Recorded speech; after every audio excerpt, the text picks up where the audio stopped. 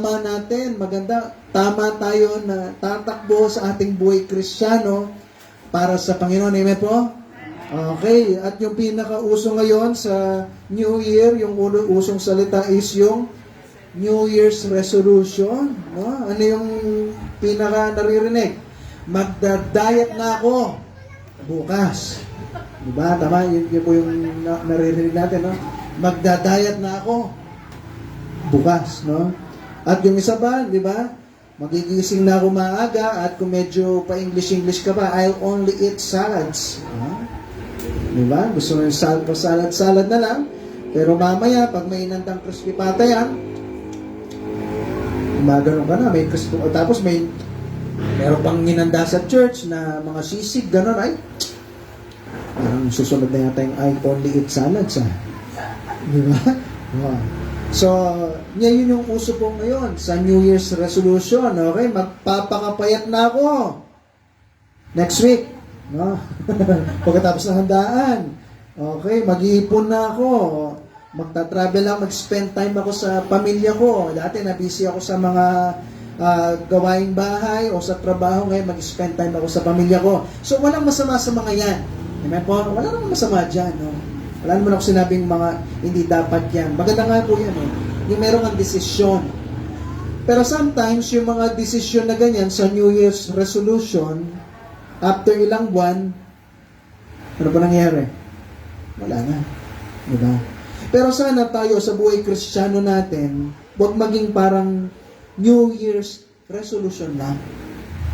Dapat, kung ano yung sinimulan mo sa umpisa, magmula ngayon January, tatapusin mo. Na po, hanggang sa December po yan. No? Hanggang sa dumating yung Panginoon. Ngayon ang tanong, ano na ba yung nagawa ng Diyos sa iyo last 2024? Marami ba? Meron po ba? Amen. Kung sabihin mo, Pastor, nagkulang yung Diyos sa akin Kung ganun yung sinasabi mo, check mo mabuti. Baka mamaya masyado ka lang nakatingin sa mga iba't ibang bagay na negative. Walang nagawa yung Diyos sa akin. Masyado ka lang siguro nakatingin sa negative. No? Kung titignan mo talaga yung positive, mas maraming ginawa yung Diyos sa buhay mo na mabuti kaysa sa mga negative na nangyayari po sa buhay natin. Hindi mo lang masyadong tinitignan yung biyaya ng Diyos sa buhay mo. Okay? Tapos ang mangyayari pa, patuloy ka pa sa kasalanan, doon ka nagkakamali. No? Yung last time na napag-aralan po natin, soon, tandaan mo, maniningil yung Diyos sa'yo. Kung patuloy ka sa kasalanan, at alam mo yan, yung tinatapak-tapakan mo yung Diyos, pagkatapos kanyang niligtas, tinatapak-tapakan mo siya sa mga kasalanan na ginagawa po natin, yung wala kang pakialam, paulit-ulit ka sa kasalanan, maniningin yung Diyos sa'yo. May tatak nyo sa bato to, may mangyayari po sa'yo at sa pamilya mo na hindi mo magugustuhan. No? Kasi bakit patuloy ka sa kasalanan? 2025 na po. Simulan na natin ng tama. Amen po? Yung buhay natin, yung buhay Kristiyano natin. Kasi soon, no, magmalaki ka man ngayon, isipin mo, Pastor, hindi, gagawin ko yung gusto ko, magmalaki ka ngayon. Pero tatak mo sa bato to, babalik at babalik ka rin sa Panginoon kung totoong anak ka ng Diyos. Amen po? Kasi hindi nga hayaan na patuloy ka sa kasalanan. Gusto niya na maging maayos ka. No? Ngayon, 2025, ano yung pwede natin gawin para ma-start natin yung New Year na tama? Number 1, mabilis na tayo, ano po? Prioritize God above all else. Iuna mo yung Diyos sa lahat ng bagay. Na po.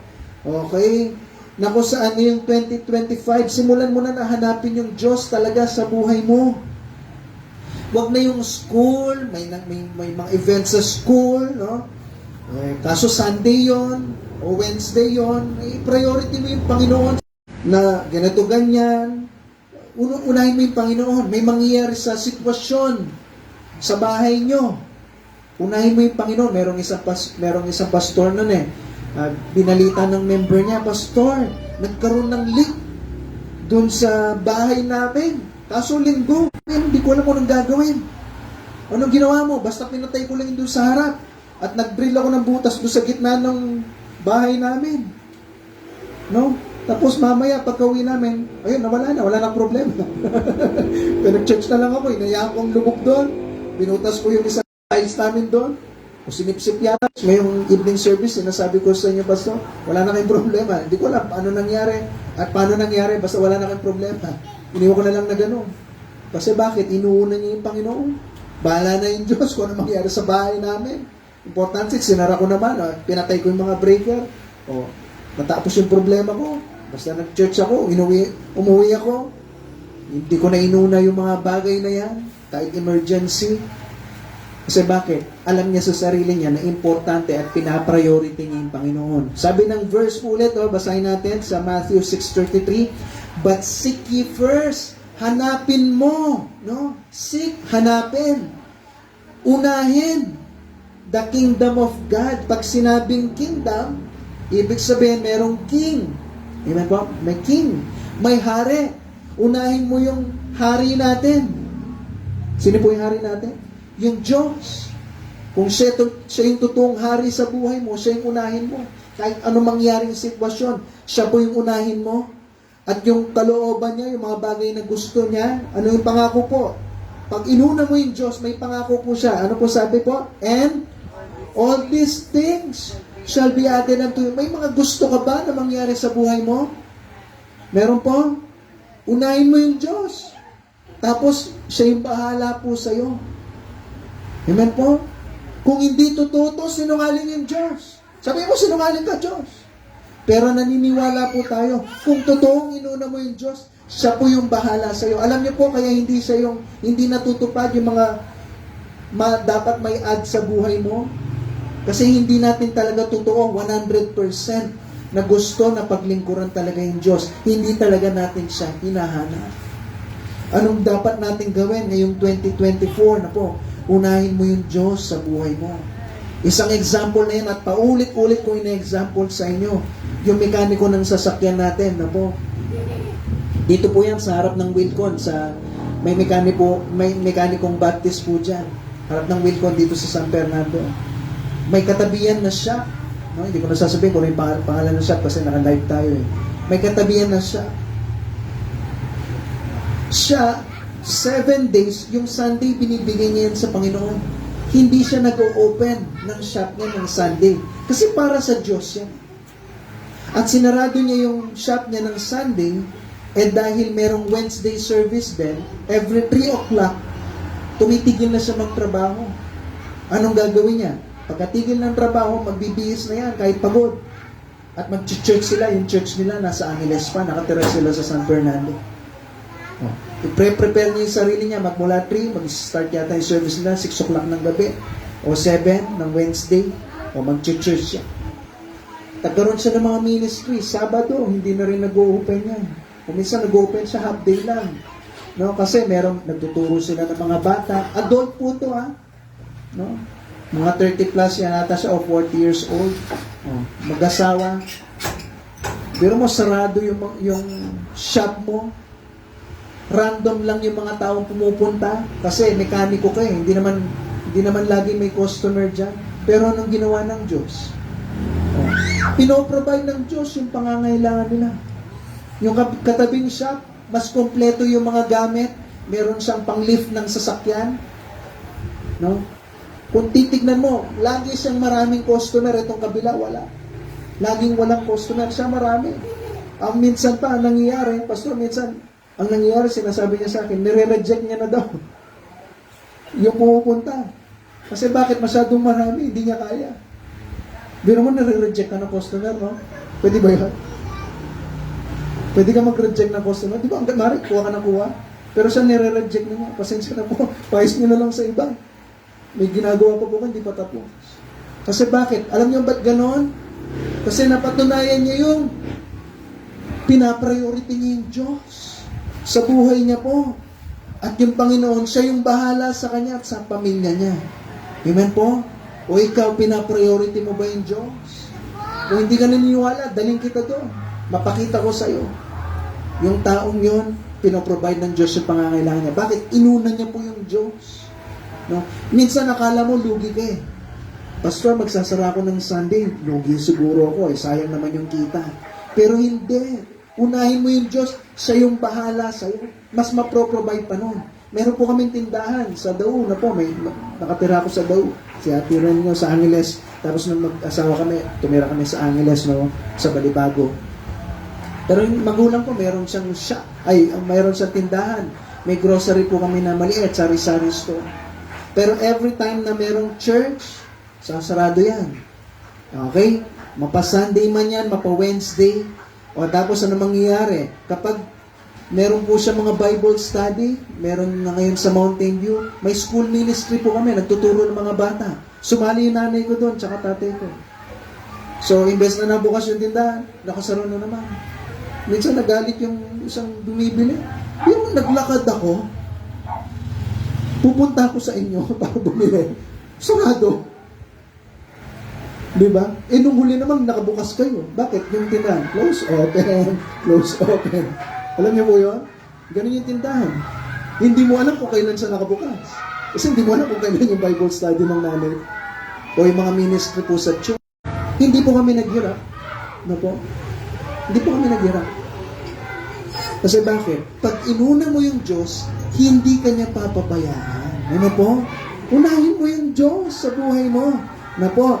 Next, yung isa pa, yung isang example, okay? Nung nakakilala siya sa Panginoon, anong ginawa niya? Every Sunday, Wednesday, nandyan siya. May mga gawain sa school, may mga kailangan gawin sa school, pero priority niya yung Panginoon. Ang professional teacher, pasado sa buhay. Narinig ko yung isang tinuro ni Pastor Coco. Sabi niya, maraming mga tao ngayon, mga kabataan, inuuna yung school bago yung Diyos. Sige, sabihin na natin matapos ka sa school mo, pero sisiguraduhin ko sa iyo, sabi niya ganyan, hindi ka papasa sa board exam. Kasi bakit hindi mo inuna yung Diyos? Kasi bandang uli, sabi niya, kinuha mo na lahat ng oras para sa Panginoon, tapos ngayon hihingi ka ng tulong sa Kanya. Totoo yun, may kasabayan siya, hindi nila inuna yung Diyos. 2 beses na nag-attempt. Paksak lagi. Bakit? Hindi mo inuna yung Diyos. At papakita sa iyo ng Panginoon, dahil hindi mo siya inuna, ikaw yung lugi po dyan. Bakit naglilingkod sa Panginoon? Kasi alam niya sa sarili niya, na-realize niya sa sarili niya, may utang na loob siya sa Diyos. Pero mapupunta ka ng langit balang araw. Amen po? Pero hindi ka na mapupunta sa impyerno tapos naglalaro ka pa sa buhay Kristiyano mo.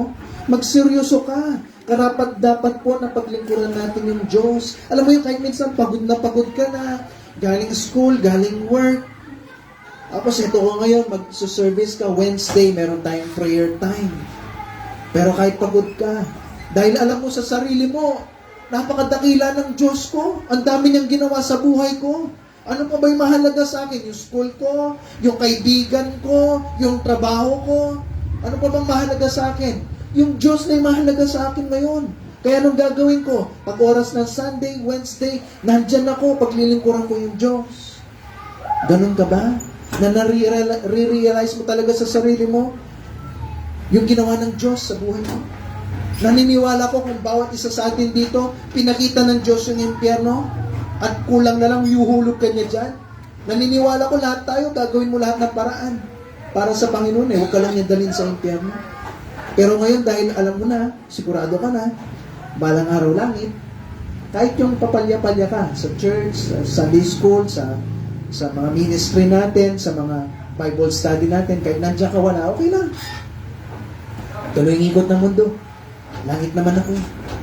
Pero yung mga iba nga yung mga iba na mga kulto, na naglilingkod sa mga hindi naman totoong Diyos, anong ginagawa nila? Para mapasaya lang yung Diyos nila. Pero kung kahit mismong anak mo, tatapon mo sa ilog. Sa Africa, ginagawa po nila yan. Tatalog nila sa ilog, may mga buhaya. Bakit? Para dun sa Diyos nilang buhaya. Para mapasaya yung Diyos nilang yun. Para hindi sila kakainin ng mga buhaya, hindi pupunta sa mga bahay nila. Sila nga, ganun sila kaseryoso. Hindi ko naman sinabing gawin nyo sa mga anak niya, no? Pero naman, ganun po sila kaseryoso sa kanilang buhay para mapasaya yung Diyos nila. Para balang araw, yung Diyos nila, baka sakali dalhin sila sa langit, baka, siguro, sana. Pero tayo, dahil sigurado ko ng langit, alam niyo po yun, parang minsan, hindi tayo ganun kaseryoso. Wow. Dapat po, number 1, i-priority natin yung Diyos sa buhay natin ngayong 2025. Amen po? Simulan mo na.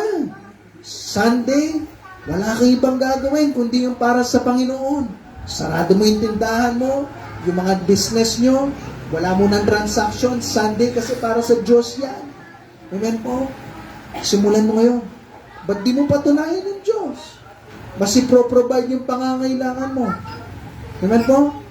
Alam niyo po, minsan may mga problema ka na random kasi bakit hindi mo inuuna yung Diyos sa buhay mo? Ang magagawa ko lang bilang pastor, magsabi po sa inyo lahat. Pero yung bandang uli, ang bawat desisyon natin, ikaw pa rin yung mamimili dyan. Yung Diyos, sinabi niya kay Adan at Eva, huwag mong kakainin yung prutas. Pero bandang uli, hindi ka naman kukontrolin ng Diyos, ikaw pa rin bahala dyan. Ngayon, ano yung magiging desisyon mo? Ikaw bahala dyan. Number 2, purposing to surrender your plans. Sabi ng Proverbs 16 and verse 3. Okay, tingnan po natin yan. Proverbs chapter 16 and verse 3. Sabi niya po dito, commit thy works unto the Lord, and thy thoughts shall be established. Okay? Ano ibig sabihin niya dyan? Ibigay mo yung mga gawain mo sa Panginoon at yung thoughts mo, yung pag-iisip mo, hindi, wala nang maggugulo dyan. No? Na kung saan, ito yung verse na nag-encourage bilang bagong taon, no po? Bagong pagkakataon na makapaglingkod sa Diyos. Pwede ba na ikaw, isurrender mo yung mga plano mo, yung iniisip mo, yung mga bagay na pinaplano mo sa buong taon na ito, ibigay mo yan sa Panginoon. Alam niyo bakit may depression minsan? At minsan may depression sa Kristiyano? Kasi bakit? Ayaw niyang sundin yung Proverbs 16:33 eh. No, kung saan ayaw niyang ibigay yung trabaho sa Diyos. Yung mga plano niya, ayaw niyang ibigay sa Diyos. Sinasabi niya, ayoko na yung Diyos yung kumilos, ako yung kikilos dito. Ako yung kikilos para sa pamilya ko, ako yung kikilos para sa trabaho namin, ako yung kikilos sa sitwasyon ng buhay namin, akong bahala. Narinig niyo po yan? Sige, akong bahala sa'yo. Narinig niyo yan? Yung mga ganun na salita, minsan nakakatakot yun eh. Okay, pag may aso na, wala na eh, iwanan na eh. Diba? Sige, bahala sa iyo, sabi niya ganyan. No? Minsan ganun po tayo sa Diyos eh. Akong bahala sa buhay ko. Ano yung pangako ng Diyos? O, tingnan niyo po mabuti yung verse na yan. Ibigay mo daw yung mga plano mo, yung pagkilos mo sa Panginoon. No? Hayaan mo siya yung gumawa, hindi ikaw. Ano yung magte-trigger na promise? Pastor, ano po yun? Thy thoughts, ano po nakasulat? Shall be established. Yung hindi ka na mag-worry. So ba yun? Hindi ka na nag-worry, hindi ka na nag-aalala. O ibigay mo yung para sa Panginoon. At ibibigay niya sa iyo yung kapayapaan sa pag-iisip mo. Marami ka bang iniisip? Ano po? Okay? Ibigay mo yan sa Panginoon. Kaya ngayong lugar natin na soon, bahala na yung Panginoon. Hindi ko na iniisip yan kasi baka mamaya mapuyat pa ako dyan eh. Hayaan mo na yung Panginoon na gumawa ng paraan po dyan. Next verse, sabi ng Psalm, chapter 37 and verse 5. Psalm chapter 37 and verse 5. Okay, so sinabi na naman niya yung commit. So, ibigay mo, commit thy way unto the Lord. Pakibasa po. Yan. Ibigay mo naman yung paglakad mo. Kanina, yung pagkilos mo. Ngayon, yung paglakad mo, yung daan mo. Ibigay mo sa Panginoon. Magtiwala ka sa Kanya. At tapos, ang sabi niya, ano po sabi? And, matatapos din yan. May mga bagay ka bang ginoproblema po ngayon? Matatapos din po yan. Nako. So, minsan, plan ka ng plan, worry ka ng worry, alala ka ng alala, paano yung ginato? Pastor, nag-worry ako. Wag na. Diba, naalala niyo po yung isang topic natin dito? Diba, yung do not worry? Naalala niyo po? Kahit gaano ka mag-alala, meron ba dito na nagsabi, Pastor, salamat sa Panginoon. Dahil sa sobrang pag-aalala ko, natapos yung problema ko. Meron ba gano'n? Wala. Diba, in example ko sa inyo, i-interview yung MVP player. O, sige, paano ka nanalo? Paano ka naging MVP? Kasi sobrang nag-alala ako. 3 araw akong di natulog sa kakaalala. Kaya naging MVP ako. Meron bang ngayon? Wala. Ano po? Ibigay mo lahat para sa Panginoon. At tapos ano yung pangako? Sabi niya po dito, and He shall bring it to pass. Matatapos, tutuldukan niya. Naalala ko po nun, may kasalanan din ako, guilty. No? Nung dating dumami yung mga bata dyan sa loob, di ba? Dati, naalala niyo po yan, punang-puno sila dyan. Umabot sila ng 40, bata, ilit lang ng lugar. O, tapos mainit pa dahil nakasarado yung bintana kasi nga, maririnig natin sila at tayo maririnig nila. O, ang init. Nakita niyo po, di ba? Pagpasok mo, amoy, di ba? Amoy pawis nila, di ba? Tapos ang init. Naaawa ako sa bata. Siyempre, inaalala ko rin yung iba dyan, mga anak niyo po. So, ano nangyari? O, ano nangyari? O, anong sabi ko sa Panginoon? Panginoon, anong dapat gawin? O, hindi ako makatulog po noon. Hindi ako makatulog. Gabi, iniisip ko, yung kapitbahay kayo dito sa kabila, parang maluwag yung space nila.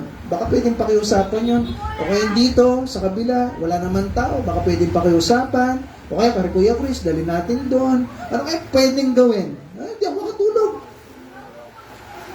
O mamaya, may nag-donate ng aircon. Pug, tapos yung problema ko.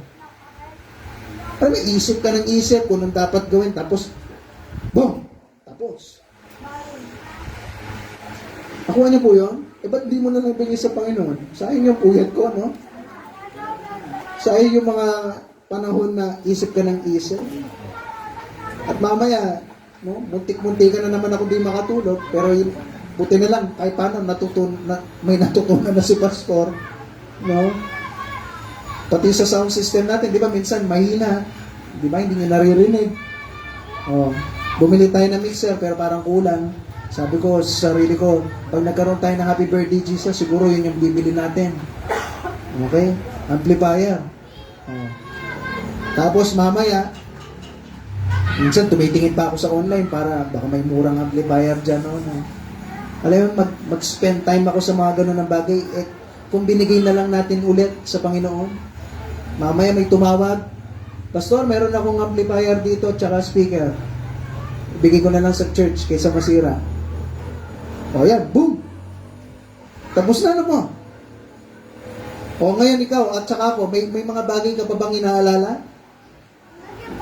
Hindi mo ba pwedeng ibigay yan ngayong New Year? Sinosurrender mo yung mga plano mo sa Diyos? May mga iba't ibang plano ka sa'yo, sa pamilya mo, sa future ng mga anak mo. Hindi mo ba pwedeng ibigay yan sa Diyos? Minsan namumblema pa po tayo, no? Pero mamaya, boom! Tapos na kagad. Tutuldukan ng Diyos. Wala ka mang ginawa at wala kang ginastos. Amen po? O yan, nakikita nyo mismo sa mata nyo. Wala tayong ginastos dyan. At least kahit paano may punto pa rin tayo doon sa Happy Birthday Jesus natin. Kasi bakit? I-provide ng Diyos ang mga pangangailangan natin lahat. Basta i-surrender mo yung plano mo sa Kanya. Kasi tandaan nyo po, ang plano ng Diyos sa'yo, sa akin, mas better kaysa sa plano natin. Kasi nakikita niya yung future, advantage siya doon. Ano po? Kung yung sa move ng chess, alam niyo po yung sa chess, kung yung kalaban mo sobrang galing mag-chess, alam niya kung ano yung move mo. Hindi ka ba madaling matalo, no? Ako mahina rin ako sa chess, eh. At yung pinaka-nainip ako, yung pag yung kalaban mo, 5 minutes na hindi pa gumagalaw. 5 minutes na hindi pa gumagalaw, no? Oh, may nakalaban nun ako, tagal niya mag-move. No? Nung nagmabilisa kami, parang natatalo ko na siya. Tapos mami huminto, gumanon siya. Pinag-aralan niya yung gagalaw ko. After 5 minutes, kumilos siya. Pagkakilos niya, ang bilis, talagang natalo ko. Bakit? Pinag-aralan niya kung anong gagawin ko. Oh, yung Diyos natin, alam niya yung mangyayari sa'yo. Hindi ba advantage yun? Na kung saan, pag binigay mo yung plano mo sa Kanya, Lord, ito yung plano ko, pero yung plano niyo susundin ko, di ba magiging advantage sa atin yun? Amen po? Nauunahin mo na, Lord, ito yung buhay ko, hindi ko alam yung future, pero kayo na pong bahala, kayo yung kumilos. Amen po? Tuloy natin. Number 3, oh. Tatapos na po tayo. Performing your commitment. Sabi ng Colossians chapter 3 verse 23 to 24. Colossians chapter 3 verse 23 hanggang 24. Colossians chapter 3 verse 23 hanggang 24. Nandiyan na po ba? Okay, pakibasa po. Ready? Go. Whatsoever you do it heartily as to the Lord and not unto men, knowing that our Lord inheritance for his servant Christ. Yan. Ngayong 2024, no? Binigay mo na, no? Magkaroon ka ng priority na, Lord, Panginoon, Diyos ko, dapat kayo na yung mauna. At magkaroon ka ng purpose sa sarili mo na, Lord, yung plano niyo yung susundin ko, hindi na yung sarili ko. At yung pangatlo, pwede ba na magkaroon ka ng performance, no? Na kung saan, kung ano yung sinabi mo, tutuparin mo. Amen po? Na kung ano yung sinabi mo, sige, ngayon, gagawin ko yan. Ibibigay ko yung Panginoon, siya muna. Siya muna yung una sa buhay ko. At yung mga plano ko, siya na lahat. Dapat, meron ka naman na kung saan pag sinabi mo, tutuparin mo. Amen po? Minsan, alam niyo po yun? Kaya nga minsan, sasabi ko na yung religion, yung katoliko, no? Minsan sila, meron pa nga silang purpose talaga sa buhay nila. Kahit minsan, kahit alam nilang mali, no? Alam nila, meron ako nakusap. Alam niya, may mali sa katoliko, pero nandun pa rin siya. Pero ano yung plano nila? Nabuhay ako sa religion na ito, mamamatay ako sa religion na ito, kahit alam nilang may mali. O ikaw, alam mo na po yung tama. Amen po? Alam mo na yung salita ng Diyos, alam mo na, pupunta ka ng langit balang araw, at pag naglingkod ka, na may reward ka.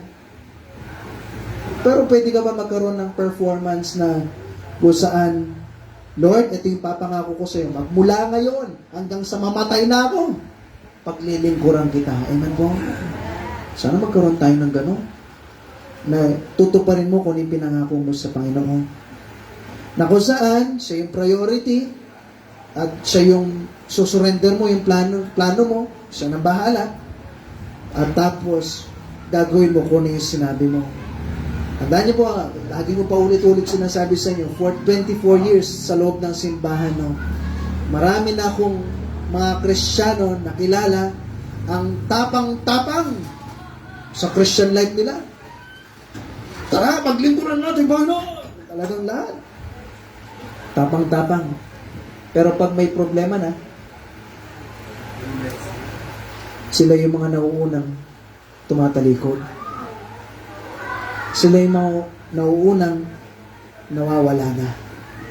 Huh? Lalo na nung pandemic. Naalala niyo ba yung pandemic ng COVID? Diyan talaga nasubukan kung sino yung totoong Kristiyano na hindi lang sa salita. O nung nag-pandemic, sabi, paglingkuran natin Diyos. Tapos bandang uli, nung nag-pandemic, baka mahawa sa COVID, wala na. Baka mamatay ako, buhay na yung nakataya. Okay. Kung namatay ka, di langit ka pa. Ano po? So, anong gagawin natin? Dapat kung ano yung sinabi mo, tuparin mo. Letter A, tuparin mo na kung saan nagtitiwala ka sa Panginoon kahit may mga mangyayaring iba't ibang sitwasyon sa buhay natin. Sabi ng Isaiah, basahin lang natin po ito, Isaiah 26 and verse 3. Isaiah chapter 26 and verse 3. Isaiah 26 and verse 3. Sabi niya po dito, Isaiah 26 verse 3, nandiyan na po ba? Okay, pakibasa po. Ready? Go.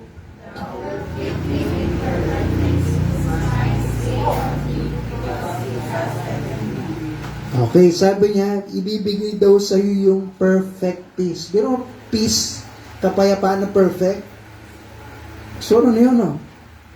Meron tayong picture dito Tingnan nyo, may picture po tayo. Ayan, no? Yung baby, payapang-payapa siya. Kasama niya yung magulang niya. Sa sitwasyon na hindi maganda. Pero yung baby na ibon na yan, no? Meron siyang perfect peace. Isang halimbawa yan ng perfect peace. Na kung saan may mangyayaring sitwasyon sa buhay mo, na kahit nasa gitna ka na ng gera, no, mapayapa ka pa rin. Nakasmile ka pa rin. Na kung saan alam mo sa sarili mo, hindi ka iiwan ng Diyos, ni pababayaan mo. Kasi pangako niya yun. Tama mo? Oh, yan yung tinatawag na perfect peace. Gusto mo magkaroon ng ganyan? Kapayapaan. Basahin natin ulit. Paano daw makuha? Thou will keep in perfect peace whose mind, yung pag-iisip is stayed on thee. Nasa Diyos. O, gusto mong perfect peace, ibigay mo yung pag-iisip mo sa Panginoon. Bakit? Because, nakasulat po? He trusted in thee. Binigay mo yung pag-iisip mo sa Diyos kasi bakit? Nagtitiwala ka sa Diyos na hindi ka papabayaan ng Diyos. Maganda maguhit mo yan sa Bible. Ano po? O ma-highlight mo yan kasi magandang verse mo yan.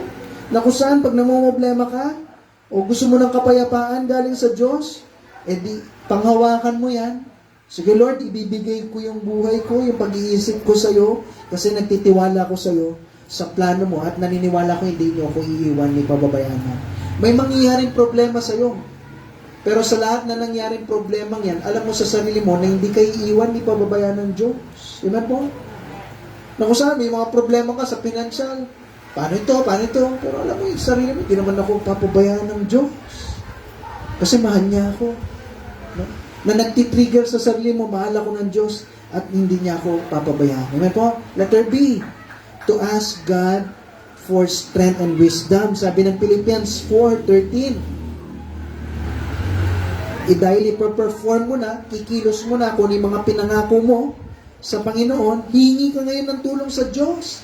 Nabigyan ka niya ng lakas at katalinuhan. Sabi ng Philippians 4:13. Okay, nandiyan na po ba? Pakibasa po. Ready? Go!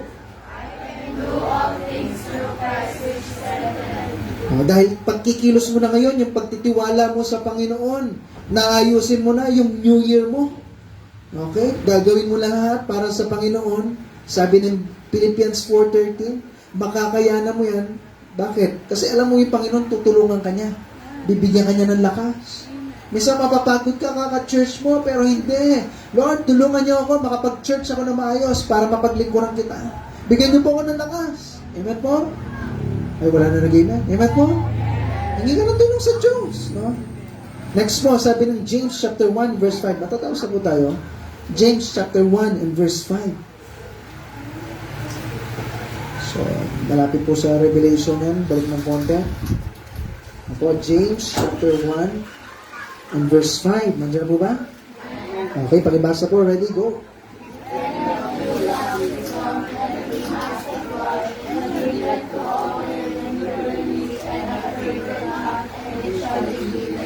Ngayon, sa 2025, pwede ba na paglingkuran mo na yung Panginoon talaga sa buhay mo? Na instead na nagtitiwala ka sa sarili mong lakas, sa sarili mong katalinuhan, hingi ka ngayon ng tulong sa Diyos na maitama niya yung direksyon po natin sa Kanya. Amen po?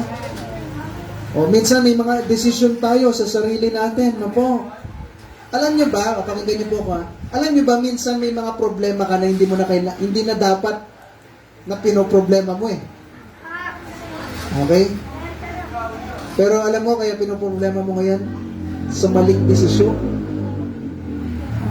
Pinoproblema mo siya ngayon kasi nagkamali ka. Nagtiwala ka sa sarili mong paraan, sa sarili mong katalinuhan. Ngayon, inaani mo yung problema yun na kung saan hindi mo na sana. Hindi na nga sana dapat nangyari pa sa'yo. Pero nangyari. Kasi bakit? Nagtiwala ka sa sarili. May problema ka ngayon sa pinansyal, nagtiwala ka sa sarili mo eh. May problema ka sa school mo, nagtiwala ka sa sarili mo eh. Nagtiwala ka sa mga relasyon, hindi, pastor, kaya ko yan. Kaya ko mag-boyfriend, girlfriend na pasikreto. No? Kaya ko yan, kaya kong malabanan yan. Malabanan yung tukso. Ngayon wala na, may buntis na. No? Kasi bakit? Kaya mo eh. O ngayon, ito ka ngayon, na mga problema ka, may baby ka ngayon, iyak na iyak, nabubusit ka kasi hindi ka pa mature, maaga kang Alam niyo na yun? Oh. Nabubusit ka, umiiyak yung baby, hindi mo alam gagawin mo. Kasi bakit? Kaya mo eh. Kaya mo sa sarili mong lakas, sa sarili mong talino.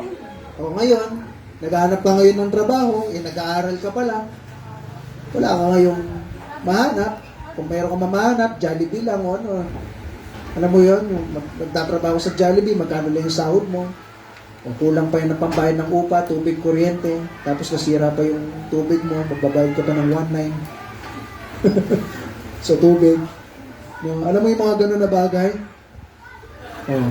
Bakit? Sarili mong talino eh. Sarili mong lakas eh. May sinasabi si pastor dito, may pinreach sa'yo, may natutunan ka pero hindi mo i-apply. Kasi bakit? Matalino ka eh. Malakas ka. Sige, magpatuloy ka lang dyan.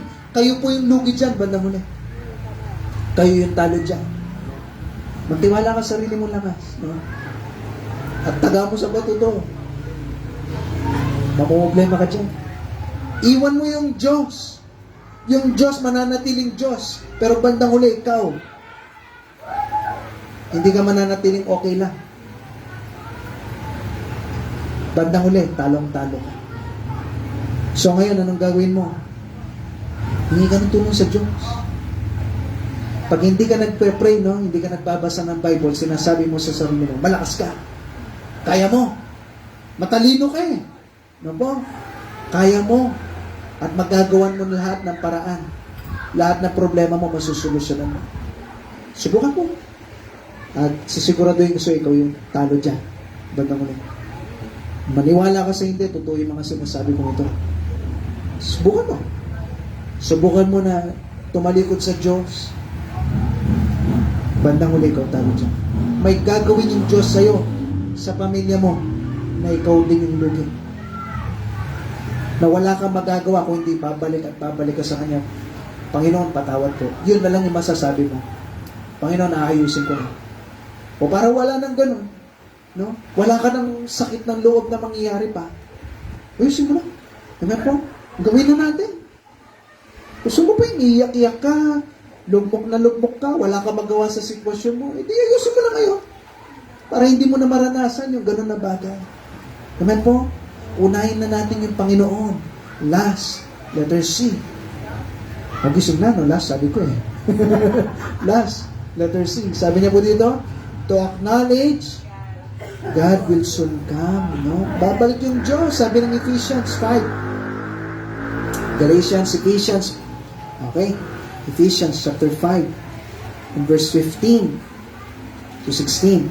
Ephesians 5 verse 15 to 16. Okay. Sige, pakibasa po. Ready? Go. See then that ye walk circumspectly, not as fools but as wise, redeeming the time, because the days are evil. Ayan. Ano yung see them that ye walk circumspectly? Siguraduhin niya na lumalakad kayo ng circumspectly. Ano yung circumspectly? Meron bang nakakalam? Okay.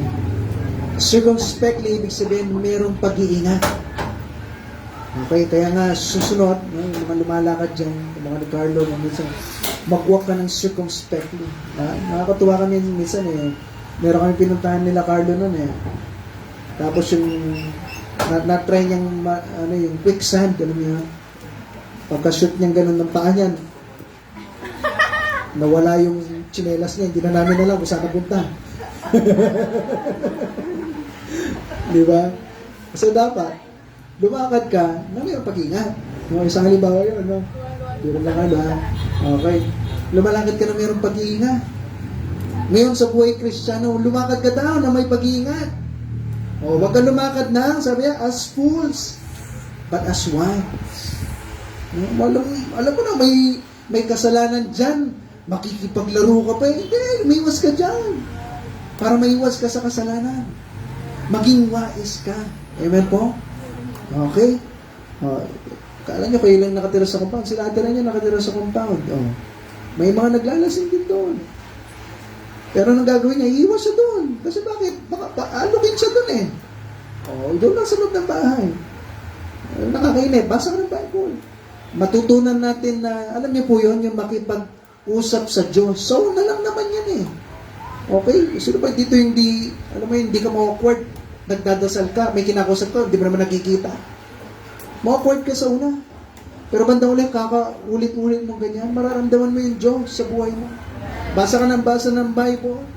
No? Parang minsan nakaka-boring. Pero basa ka pa rin. Hanggang soon, gagawa yung Diyos sa buhay mo na mararamdaman mo siya. O, nahihirapan ka magbasa sa English, no? O, patuloy ka lang. Papaisip at papaisip din yung Diyos sa'yo. Nahihirapan ka na yung mga names nila. Kaya sabi ko sa'yo, mag-install ka ng Bible app. Basahin niya para sa'yo. Tapos sundan mo sa Bible mo. O, at least mayroon ka sinusundan. Kuha niyo po yun. Pwede naman eh. Pag may gusto, may paraan. Pag ayaw talaga, maraming dahilan. Na po. Dapat, ina-acknowledge mo na yung Diyos, babalik siya. Paano kung babalik na yung Diyos bukas? Ano yung masasabi mong ginawa mo para sa Kanya? Kuha niyo po yun. Soon darating yung Diyos. O soon mamamatay ka.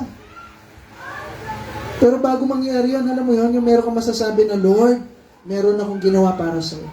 What if namatay ka ngayon? Huwag naman sana na po. Pero what if mamamatay ka na mamaya?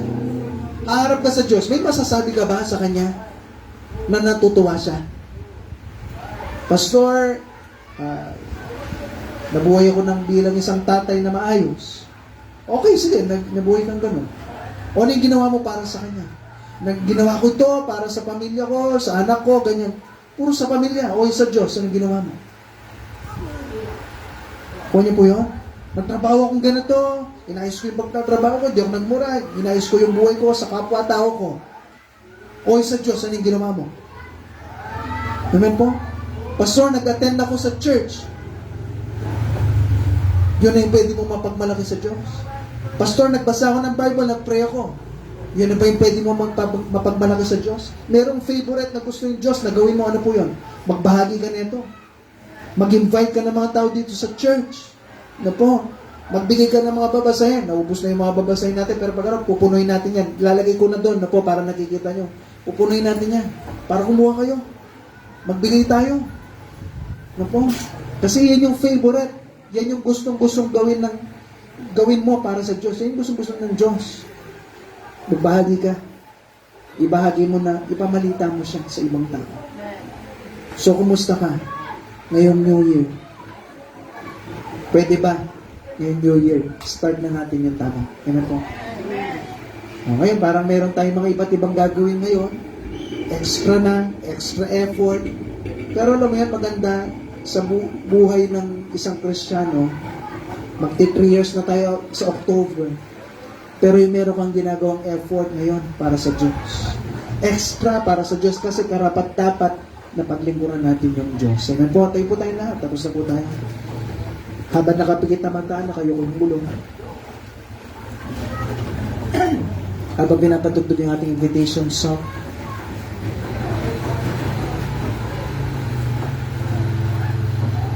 Pwede ba ngayon, 2025, simulan na natin, gawin yung tama. Alam ko, yung bawat isa excited pa. Excited ka magbasa ng Bible, mag-pray, maglingkod sa Diyos. Pero sana yung excitement na yun, huwag matanggal. Huwag matanggal after 1 month, 2 months, 3 months, kung hindi tapusin natin, kung ano yung sinimulan natin para sa Panginoon. Huwag kang papalya sa Bible reading mo. Huwag mong hayaan na mayroong mangyaring gano'n.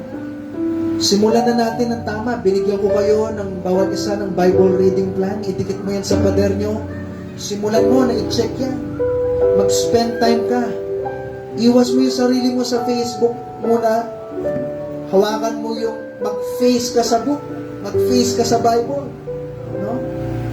Mag-spend time ka dyan. Naniniwala ko mas marami ka ngayong oras para magbasa ng salita ng Panginoon. Pastor, busy ako. Hindi ka pag gano'n ka busy. Lahat po tayo dito, meron kang time. Binigyan tayo lahat ng 24 hours ng Diyos. Ayusin mo lang yung time mo. Minsan may time pa tayo makipagkwentuhan pa sa ibang tao, ganito, ganyan. May time ka maglinis. Walang masama sa lahat ng yan. Pero yung time mo sa Diyos, huwag mong hayaan matatapos yung buong araw na hindi mo kinakausap yung Diyos at hindi kanya kinakausap sa pamamagitan ng Bible reading natin. Ngayong 2025, dapat may goal po tayo. Yung buong pamilya mo, madala mo sa Panginoon. Pastor, ayaw nila eh. Kung ikaw yung nanay, o ikaw yung tatay, ano po, ikaw lang mag-isa, hindi ka pa, kontento ka na ba na ikaw lang? Maganda, madala mo yung anak mo. Simulan mo sa anak mo. Ganyan po nangyari po sa amin. Yung nanay ko, siya yung nauna. O, tapos anong nangyari po? Dinadala niya kami, mga anak niya. Minsan tinatamad kami, pero hindi, wala kami magawa. Dinadala niya kami. Hanggang sa dumating sa punto, kami na mismo gusto na namin nag-church. Salamat sa magulang, no? Na mayroong purpose na dalhin yung anak niya. Ngayon, nagpapastor na ako. Alam niyo po yung pwedeng gumawa yung Panginoon sa buhay natin lahat. Pero ganun ka ba kadesidido na i-prioritize mo yung Diyos sa buhay mo? Ganun po ba tayo kadesidido na i-purpose mo yung sarili mo, na i-surrender kung ano man yung plano mo? Panginoon, yung plano niyo na lang, hindi ako. Hindi ko sinasabi mga kabataan na kayong lahat mag-Bible school. Pero kung yun yung plano ng Diyos, gawin mo. Pero kung alam mo sa sarili mo, wala kang panawagan dyan, sundin mo yung panawagan ng Diyos. Hindi naman po lahat magpapastor o mag-aasawa ng pastor. Pero kung yung plano ng Diyos, yun yung sundin mo. Kasi yun yung the best plan ng Diyos para sa'yo. Hindi lahat po tinawag na magpastor.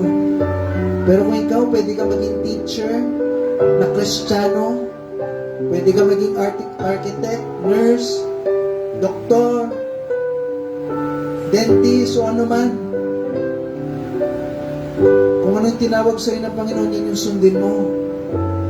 Pero tandaan mo, sa career na pinapasukan mo, huwag mong kakalimutan yung Diyos.